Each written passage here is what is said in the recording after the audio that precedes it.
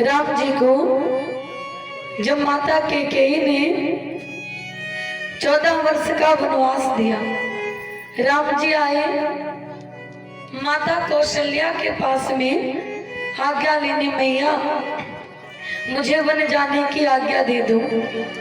तो माता कौशल्या ने कहा, बेटा पिता से बड़ा दर्जा माता का होता है। तुम्हारे पिता ने कहा है कि वन जाओ, लेकिन मैं कहती हूँ रुक जाओ, और माता की बात माननी चाहिए। तो राम जी ने जानते हो क्या कहा? राम जी ने कहा, मैया तुम बड़ी भोली हो, मैं वन जाऊं ये इच्छा पिताजी की नहीं है, माता कैकेयी की इच्छा है कि मैं वन जाऊं। वो भी तो मेरी मैया ही है ना, और आपने अभी अभी कहा है कि माता की बात माननी चाहिए। इसलिए हमारे राम जी मर्यादा पुरुषोत्तम है। सौतेली माता की भी समानता अपनी सगी माता से कर रहे हैं। तुम ही तो कहती हो कि मैया की बात माननी चाहिए, तो मैं कैकेयी माता की बात फिर कैसे झुठला सकता हूँ? तब तक माता जानकी आ गई, रो रही है माता सीता। माता सीता जब आई तो अपने पायल की आवाज कर रही है, छम छम छम छम छम छम छम छम। राम जी ने पायल की आवाज सुनी और देखा मुड़ करके, तो देखा माता सीता रो रही थी, और माता सीता इशारे से बात कर रही है कि प्रभु इन्हीं घुंघरुओं की आवाज सुन करके आपने मुझे बगिया में पहचान लिया था, तो क्या आज मेरे मन की मनसा नहीं समझ रहे हो? तो मेरे प्रभु ने भी इशारे से कह दिया कि समझ रहा हूँ, लेकिन मैं क्या करूँ? मैया अगर कह दे तो साथ में चलो। देखो राम जी की मर्यादा, इसलिए कहते हैं कि दुनिया भर की कथा सुनो, लेकिन राम कथा जरूर सुनो। राम कथा के एक एक शब्द से हमें सीख मिलती है। क्या कहा है राम जी ने? सीता जी कहती साथ लेकर चलो, राम जी कहते माँ कहेंगी तो चलोगी। आजकल की औलाद कहती है प्यारी तुम चिंता ना करो, मम्मी पापा जाए भाड़, तुम्हारी शहर में रहने की इच्छा है, हम तुम्हें गांव की मिट्टी नहीं लगने देंगे। मम्मी कहती भैया बहुरिया को 2 महीना रोक दो, कहते मम्मी काली पड़ जाएगी वो। ये आजकल की औलादें, मम्मी पापा जो पालते पोसते बड़ा करते, उनको 4 रोटी मिले या ना मिले, लेकिन पत्नी को सब सुख मिले। आजकल की बिटिया भूल जाती, चाहे हम हो कोई हो, भूल जाती हैं कि तुम भी इसी उम्र में नहीं रहोगी, तुम भी किसी सास तो बनोगी, और दाई कल सबके लिए है। आज तुम करो, कल तुम्हारे साथ वही करता हूँ, तुम्हारी बहू करने आएगी। सुख वैभव संपदा खुशी से रहो, लेकिन ध्यान रखो कि जिसके साथ ब्याही गई हो उसके माता पिता भी तो तुम्हारे सगे हैं, उनका भी ध्यान रखना तुम्हारे कर्तव्य का पालन है। और जो ये कर्तव्य नहीं उठाती है वो जीवन में कभी भी मोक्ष नहीं पाती है। सीता जी कह रही साथ ले चलो, राम जी कह रहे मेरी माँ कह दे तो ले चलूंगा। तो माता कौशल्या जान गई कि जानकी साथ जाना चाहती। माता कौशल्या ने कहा बिटिया तुम हंसिनी हो, और हंसिनी वन के योग्य नहीं होती है। तो जानते हो माता सीता ने क्या कहा सास से अपनी, मैया तुम हमें हंसिनी कह रही हो, और ये यानी अपने पति को कह रही है। ये जब हमारे जनकपुर में थे तो मेरी मैया ने इनको हंस कहा था, तो जब हंस बन के योग्य हो सकता है तो उसकी हंसिनी क्यों नहीं हो सकती? आपके इधर का किस्सा है, मैंने सुना है, देखा नहीं है, आप लोगों ने देखा भी होगा।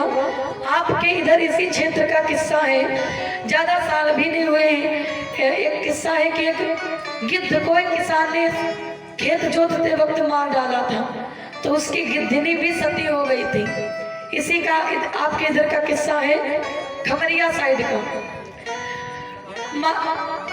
हाँ हाँ हाँ, मतलब पूरा हमें नहीं बताया, सुना था हमने। माता सीता कह रही कि जब हंस बन के योग्य हो गया तो हंसने क्यों नहीं हो सकती। तब तक लक्ष्मण जी आ गए रोते रोते। राम जी ने लक्ष्मण को देखा, बोले वो तुम्हें क्या हुआ।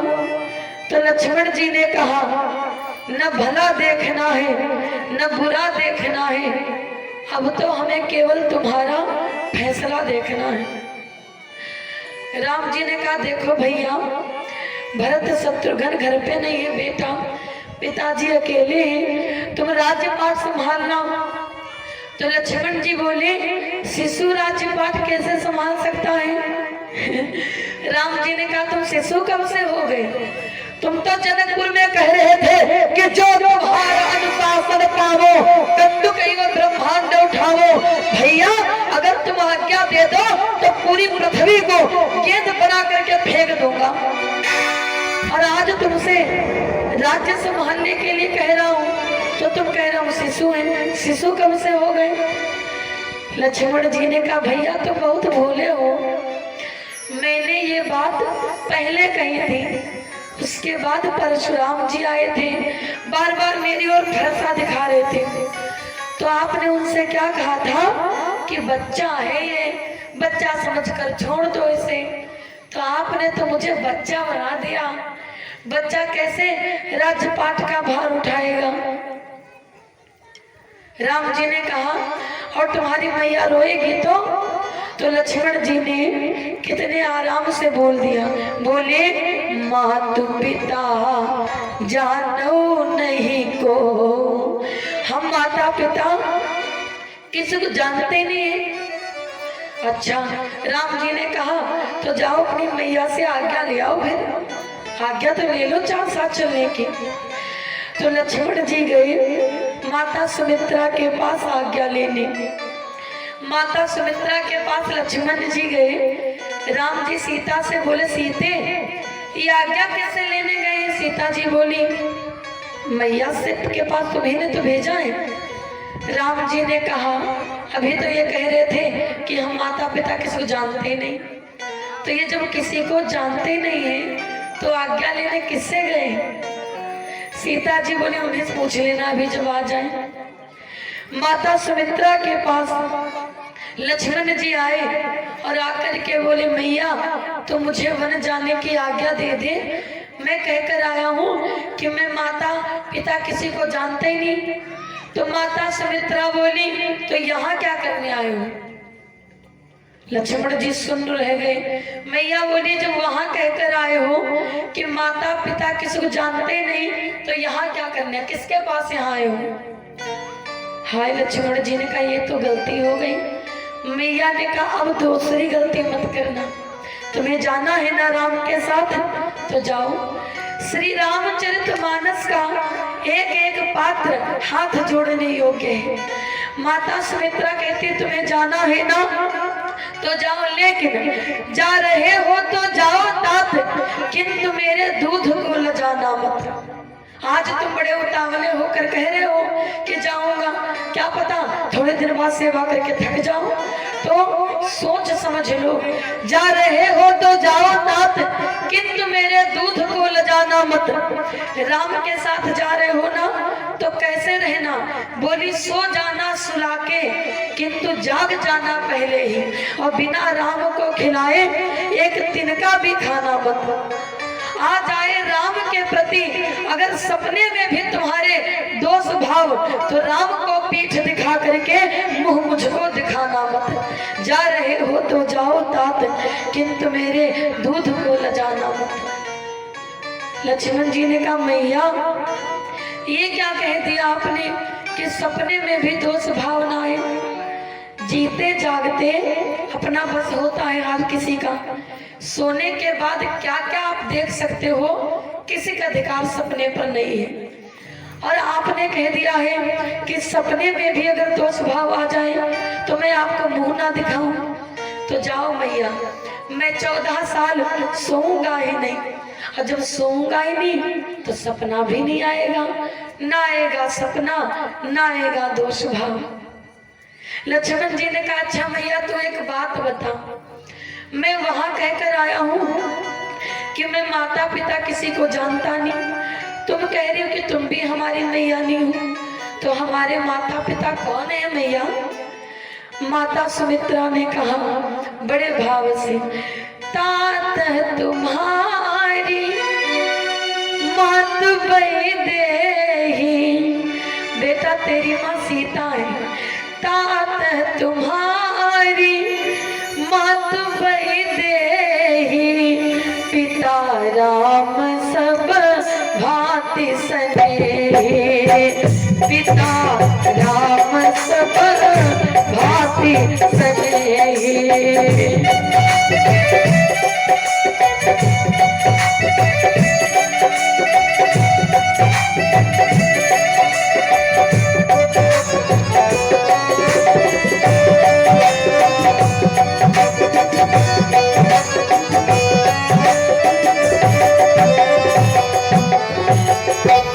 सुमित्रा ने कहा तात तुम्हारी मातु वैदेही, पिता राम सब भांति स्नेही। तेरी माँ सीता है, तेरे पिता राम है। लक्ष्मण जी ने कहा तो तुम कौन हो? सुमित्रा बोली हम। समझाया आप लोगों के घर भैंस है, गाय है, बात को समझिएगा। आप लोग जब दूध लगाते हो भैंस का, गाय का, तो आपने देखा होगा जग में दूध लगाने जाते हो। अब गाय ज्यादा दूध देती है तो जग भर जाता है, तो गिलास में दूध कर लेते हो, फिर आप कटोरे में कर लेते हो, फिर आप लोटे में कर लेते हो। कभी कभी किसी को अगर पीने के लिए दो तो आप कटोरी में दे देते हो। कितने भी बर्तनों में दूध रख लो, लेकिन दूध तो गाय का ही बोला जाएगा। मैया बोली बेटा मेरे लाल, वैसे मैं एक बर्तन हूँ जिसमें तुम रख दिए गए थे, बेटा तो तुम वैदेही के ही बोले जाओगे। मैया से आज्ञा लेकर के लक्ष्मण जी श्री राम जी के साथ में वनवास को चले। महाचक्रवर्ती सम्राट राजा दशरथ के पुत्र, देखो राम जी के लिए केकेयी ने यही वरदान थोड़ी ना मांगा था कि 14 वर्ष वन में रहो, कहा था वन में वनवासी बन करके रहो। अगर वनवासी ना कहा होता तो राम जी बढ़िया बढ़िया कपड़े पहनकर चले जाते और उनके पिता जंगल में महल बनवा देते, नौकर चाकर भेज देते। कहा राम को 14 वर्ष वनवासी बनकर वनवास झेलना है। ऐसा कठोर दंड दिया गया था जनता के कल्याण के लिए। माता जानकी, प्रभु श्री रामचंद्र, और माता जानकी कौन है? जनक की बिटिया, महाचक्रवर्ती सम्राट की बहुरिया, और पति की सेवा में वनवास जा रही है। आपकी बहुरिया अगर थोड़ा सा पैसे वाले घर से हो, शहर की हो, क्या तो शहर की है ना, हो तो काम आप कर नहीं पाती ज्यादा। शहर के है ना इसीलिए ज्यादा किसी से बोलती नहीं है, शहर के है ना इसीलिए वो ज्यादा किसी से मतलब नहीं रखती है। सीता जी को देखो, क्या तुम जनक से ज्यादा पैसा वाले हो? क्या तुम दशरथ से बड़े हो? दशरथ की बहुरिया, जनक की बिटिया जा रही है पति की सेवा में। माता सीता की कथा हम नारियों के लिए प्रेरणादायक है। अब ना समझे तो ये हमारी गलती, कथा की गलती थोड़ी ना है। माता सीता वनवास को जा रही है। दशरथ जी आ गए, राम जी से बोले बेटा मैं ये नहीं कहने आया हूँ कि तुम वनवास मत जाओ, मैं नहीं कहने आया हूँ कि तुम वन मत जाओ, मैं कहने आया हूँ कि बेटा तुम थोड़ी देर रुक जाओ, मैं तुम्हें जी भरकर देखना चाहता हूँ। मेरा लाला, मेरा दिल कहता है कि अब मैं तुम्हें कभी नहीं देख पाऊंगा, थोड़ी देर रुक जाओ। राम जी जब वनवास को चले, देखो अगर हमारे घर का कोई सदस्य मर जाए या घर छोड़कर जाए तो केवल हम रोते हैं। रुलाता जानते हो कौन है? रुलाते संबंध नहीं है, रुलाते हैं दिल के संबंध। मान लीजिए आप हमारे रिश्तेदार हो, लेकिन हमको आपसे प्रेम नहीं है, तो आपको कष्ट हो, पीड़ा हो, हमारी आंखों से आंसू नहीं आ सकते। ये आंसू तभी रोती है जब दिल से किसी को प्रेम करो। और राम हमारे वो प्रभु थे जिनसे अयोध्या का बच्चा बच्चा, बुजुर्ग, जवान, नारी, नर, पशु, पक्षी, जीव जंतु सब प्रेम करते थे। जब राम जी वनवास को चले, सभी रो पड़े, बिलख पड़े, गिर पड़े जमीन पर। राम से कहते, हे मेरे राम तुम ना जाओ वन, हम तो रो के मर जाएंगे, हम तो रो के मर जाएंगे, हम तो रो के मर जाएंगे, हम तो रो के मर जाएंगे, हम तो रो के मर जाएंगे। हे मेरे राम तुम ना जाओ वन, हम तो रो के मर जाएंगे, हम तो रो के मर जाएंगे, हम तो रो के मर जाएंगे।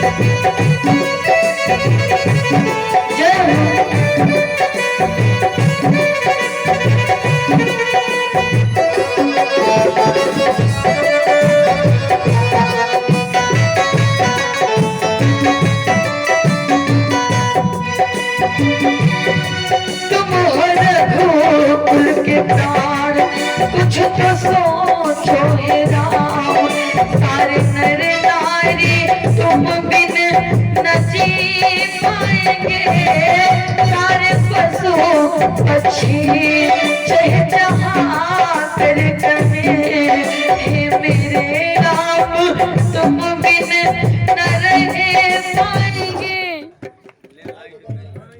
जय हो।